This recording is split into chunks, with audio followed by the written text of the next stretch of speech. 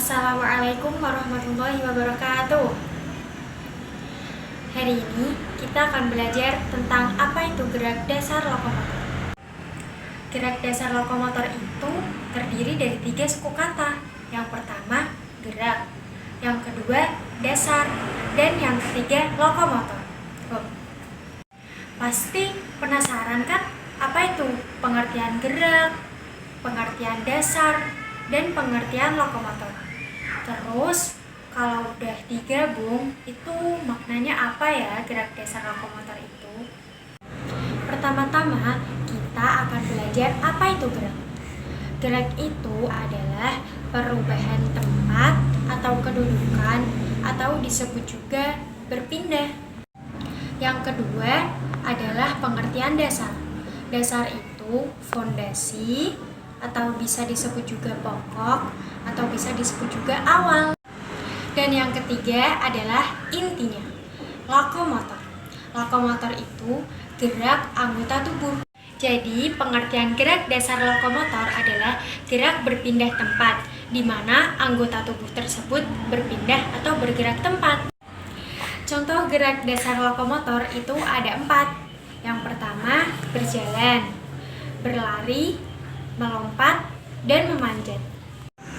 Jadi di sini saya akan menjelaskan tentang contoh gerak dasar lokomotor dan akan mempraktekkannya dengan salah satu di antaranya.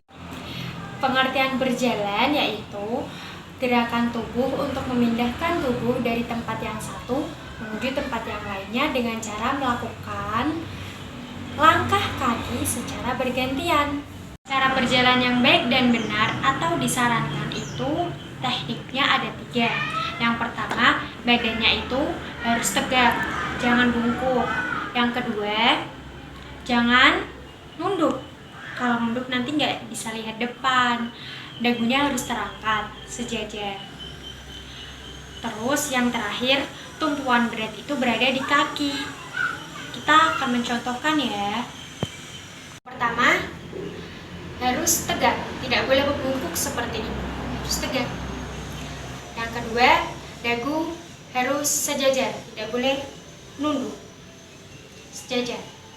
Yang ketiga, tumpuan berat berada di kaki. Mari kita contohkan berjalan yang baik dan benar dan disarankan.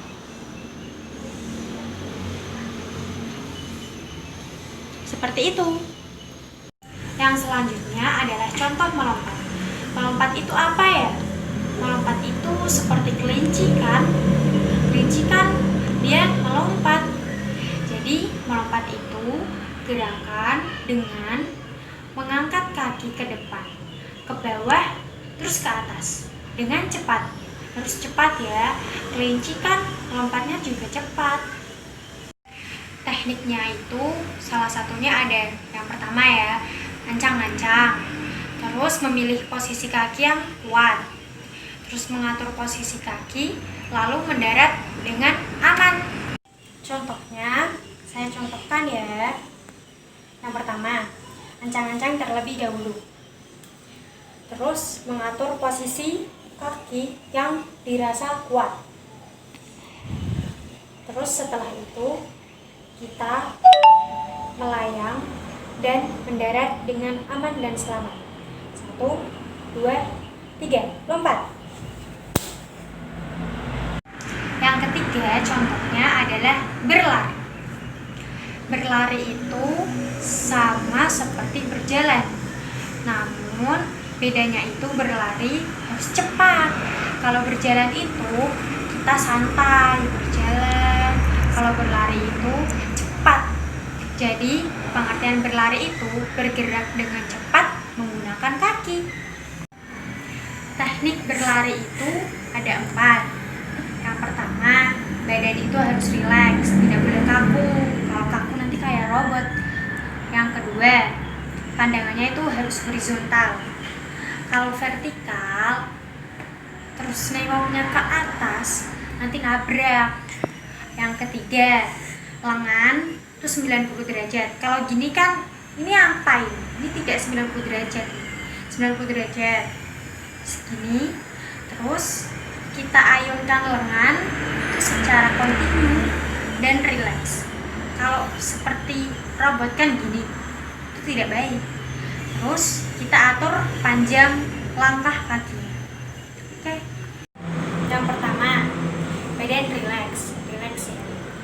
Terus sedikit condong ke depan. Pandangannya horizontal, lengan 90 derajat, dan kita mulai berlari dengan mengatur alur kaki. 1, 2, 3. Yang terakhir contohnya adalah memanjat. Yang memanjat ini itu kira-kira semua anggota tubuh itu berperan. Tangan, kaki, badan, kepala pun ikut berperan. Karena pengertian memanjat itu anggota tubuh seperti tangan, kaki, dan anggota tubuh lainnya untuk mendaki objek yang curam seperti panjat tebing, terus seperti panjat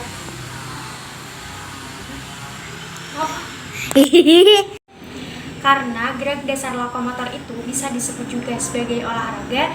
Kita harus mengerti alurnya sebelum olahraga, saat olahraga, dan setelah olahraga. Ada 5 hal yang harus diketahui sebelum, saat, dan setelah olahraga.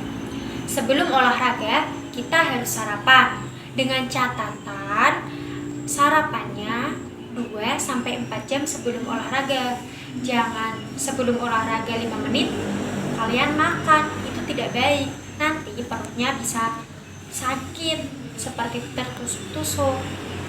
Terus yang kedua, kita melakukan pemanasan terlebih dahulu sebelum berolahraga. Kalau pemanasan itu harus dengan sungguh-sungguh.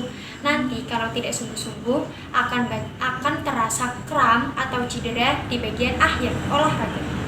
Terus yang ketiga, saat berolahraga kita harus menggunakan pakaian olahraga. Jangan menggunakan pakaian renang atau pakaian untuk bersantai untuk melakukan olahraga. Yang keempat, saat berolahraga, setelah berolahraga itu kita harus mengkonsumsi air mineral yang cukup. Jangan minum es setelah berolahraga atau jangan minum manis setelah berolahraga. Dan yang kelima, ini setelah berolahraga harus dan sangat penting, yaitu melakukan pendinginan. Jangan lupa untuk melakukan pendinginan ya, karena pendinginan itu penting supaya besok-besok lagi tidak merasa kram atau sakit di bagian anggota tubuh. Sekian yang dapat saya sampaikan, kurang lebihnya mohon maaf. Wabillahi taufiq wal hidayah. Assalamualaikum warahmatullahi wabarakatuh.